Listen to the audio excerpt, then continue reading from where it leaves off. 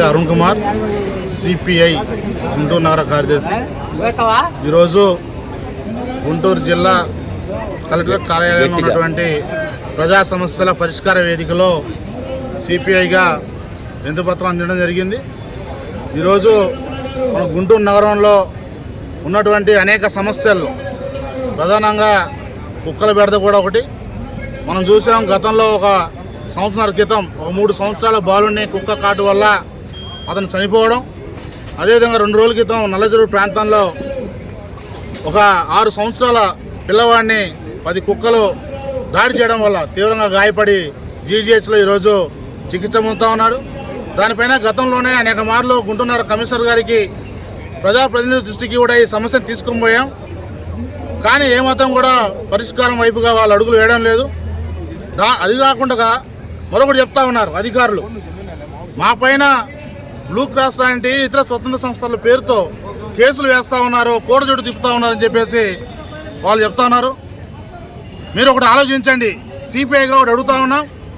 ఈరోజు ఈ గుంటూరు నగరంలో, అదేవిధంగా ఈ రాష్ట్రంలో కానీ మనిషి ప్రాణం ముఖ్యమా, కుక్క ప్రాణం ముఖ్యమని చెప్పి మేము అడుగుతూ ఉన్నాం. అదేవిధంగా ఎవరైతే కేసులు వేస్తూ ఉన్నారో, ఎవరైతే ప్రభుత్వ ఉద్యోగులకు సంబంధించి వాళ్ళ విధులకు ఆటంకం కల్పిస్తూ ఉన్నారో, వాళ్ళపైన కూడా సిపిఐగా పోరాటానికి సిద్ధంగా అవుతామని చెప్పేసి తెలియజేస్తూ ఉన్నాం. ఈ గుంటూరు నగరంలో కుక్కల దాడి వల్ల ప్రతిరోజు కూడా ప్రజలు హాస్పిటల్ పాలవుతూ ఉన్నారు. రోడ్లపైన వెహికల్స్లో వెళ్తూ ఉంటే కుక్కలు అడ్డుపడడం వల్ల గాయాల పాలై అనేక మంది గాయాల పాలవుతూ ఉన్నారు. అదేవిధంగా కుక్కలకు సంబంధించినటువంటి సమస్య చూడడానికి చాలా చిన్నగా ఉన్నా అది సాధారణమైన సమస్య కాదు. ఈ గుంటూరు నగరంలో ప్రజలు తీవ్రంగా ఇబ్బంది పడుతూ ఉన్నారు. చిన్నపిల్లలు, పసిపిల్లలు, స్కూల్కి వెళ్ళిన పిల్లలపైన దాడులు చేస్తూ ఉన్నాయి, వృద్ధులపైన దాడి చేస్తూ ఉన్నాయి. ఇది చూడటానికి చిన్న సమస్యగా ఉన్నది, చాలా పెద్దమైన సమస్య. సిపిఐగా ఆ సమస్య పైన రాబోయే రోజుల్లో పోరాటం చేస్తామని చెప్పేసి తెలియజేస్తూ ఉన్నాం. మేము ఒకటే చెప్తా ఉన్నాం, ఎక్కడ కూడా మేము కుక్కల్ని చంపమని చెప్పడం లేదు, వాటిని శిక్షించమని చెప్పడం లేదు.